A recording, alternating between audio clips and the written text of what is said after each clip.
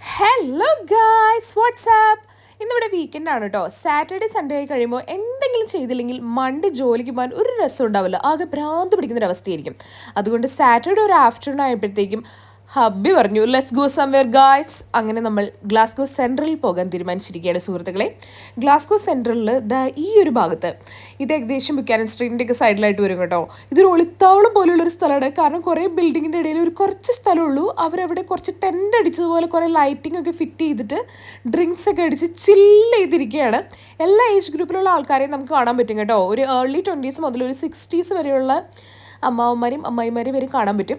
2 drinks ഒക്കെ അടിച്ച് കുറച്ച് കൊതിയും തുണിയൊക്കെ പറഞ്ഞിട്ട് പിന്നെ പിറ്റേ ദിവസം ജോലിക്കൊന്നും പോകണ്ടല്ലോ, സോ ചില്ല് ചെയ്ത് അങ്ങനെ ഇരിക്കുകയാണ് സാറ്റർഡേ ഈവനിങ്. ഇതാണ് ബുക്കാനൻ സ്ട്രീറ്റ്. ബുക്കാനൻ സ്ട്രീറ്റ് എന്ന് പറഞ്ഞാൽ ഗ്ലാസ്ഗോയുടെ ഒരു ഹൃദയഭാഗമായി വരും. ഹൃദയഭാഗത്തിലൂടെ നടക്കാൻ നല്ല രസമാണ് കേട്ടോ. കാരണം ഇതൊരു 1500 നിർമ്മിച്ചിട്ടുള്ള ബിൽഡ് ചെയ്തിട്ടുള്ള ബിൽഡിങ്സ് ആണ് ഈ ചുറ്റും കാണുന്നത്. സോ അതിൻ്റെ ഒരു പഴമയുടെ ഭംഗിയൊക്കെ ഉണ്ടെന്ന് നമുക്ക് പറയാം. പിന്നെ നല്ല ക്ലീനൊക്കെയാണ്, അതുകൊണ്ട് ഇങ്ങനെ നടക്കാനും പിന്നെ നല്ല വെതറൊക്കെ ആയതുകൊണ്ട് ആളുകൾക്കും ഒരു നല്ല എനർജറ്റിക് ആയിട്ടിരിക്കുകയാണ്.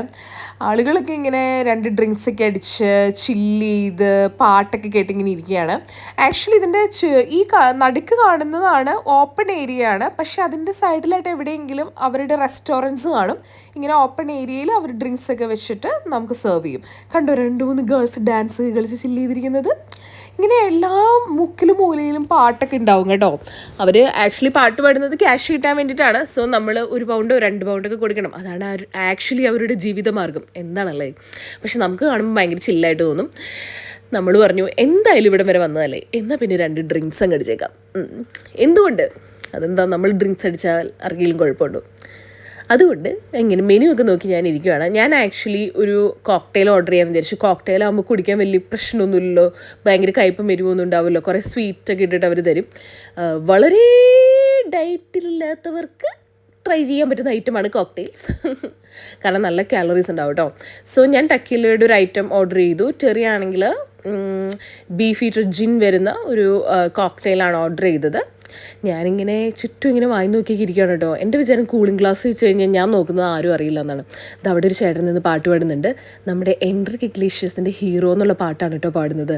സോ ആ പാട്ടൊക്കെ കേട്ട് നല്ല വൈബൊക്കെ പിടിച്ചിരുന്ന് കെട്ടിയവനോട് 2 സൊറയൊക്കെ പറഞ്ഞിരുന്ന് 2 ഡ്രിങ്ക്സ് ഒക്കെ കുടിച്ചിരിക്കാൻ നല്ല രസമാണല്ലേ. നാട്ടിലാണ് ഈ പരിപാടിയൊക്കെ നടക്കുമോ? അതും കെട്ടിയവൻ വാങ്ങി തന്ന ഡ്രിങ്ക്സുമായിട്ടിരുന്നിട്ട്.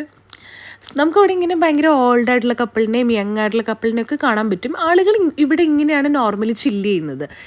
ഇവിടെ വന്നിരുന്ന 2 ചിപ്സും ഒരു ഗാർലിക് ബ്രെഡൊക്കെ കഴിച്ചു കഴിഞ്ഞാൽ ഇന്നത്തെ ഡിന്നർ ഇവിടെ തീർന്നു കേട്ടോ അവരുടെ. പക്ഷെ നമ്മൾ വീട്ടിൽ പോയിരുന്ന ചോറും കറിയൊക്കെ കഴിക്കും, അത് വേറെ കാര്യം. എനിക്ക് ടക്കിലടിച്ചിട്ട് പെട്ടെന്ന് എൻ്റെ നേരെ ഒരു ബ്രെയിനിലേക്കാണ് പോയി തോന്നുന്നു. എനിക്ക് അത്ര ഇഷ്ടപ്പെട്ടില്ല. പിന്നെ എൻ്റെ സൈഡിലുള്ള ആ റെഡ് കളറുള്ള സാധനം കണ്ടോ നിങ്ങൾ? അത് ആക്ച്വലി മുളക് പൊടി വിത്ത് നാരങ്ങയെ ആൻഡ് ഉപ്പാണ്. നമ്മുടെ നാട്ടിലൊരു പിക്കിളുടെ പകരമായിട്ട് പറയാൻ പറ്റും. ടെറി പറഞ്ഞു ആക്ഷൻ എടുത്ത് സ്ട്രോ നമ്മൾ എടുത്ത് മാറ്റിയിട്ട് അത് തന്നെ കുടിക്കണമെന്ന്. പിന്നെ നമ്മൾ എവിടെ നിന്ന് ഇറങ്ങി കഴിഞ്ഞപ്പോൾ ഫ്രീ ആയിട്ട് കുറച്ച് വാഗമമ്മ സ്നാക്സ് ഒക്കെ കിട്ടി കേട്ടോ. കുറച്ചങ്ങ് നടന്നു കഴിഞ്ഞപ്പോൾ സാറ്റർഡേ അല്ലേ, പിള്ളേരങ്ങ് ഇറങ്ങിയിട്ടുണ്ട്. കുറേ പോലീസിനെയും കുറച്ച് ടീനേജ് ഗേൾസിനെയൊക്കെ അവിടെ കാണാൻ പറ്റും കേട്ടോ. കുറച്ചു കഴിയുമ്പോൾ ഞങ്ങൾക്ക് മനസ്സിലായി അറസ്റ്റിംഗ് ആണെന്ന്. പറ അവിടെ നിന്ന് ഇവിടെ നിന്നൊക്കെ അങ്ങ് സ്കോട്ട്ലൻഡ് പോലീസ് അങ്ങ് വന്നിട്ട് അവിടെ വളഞ്ഞിരിക്കുകയാണ്.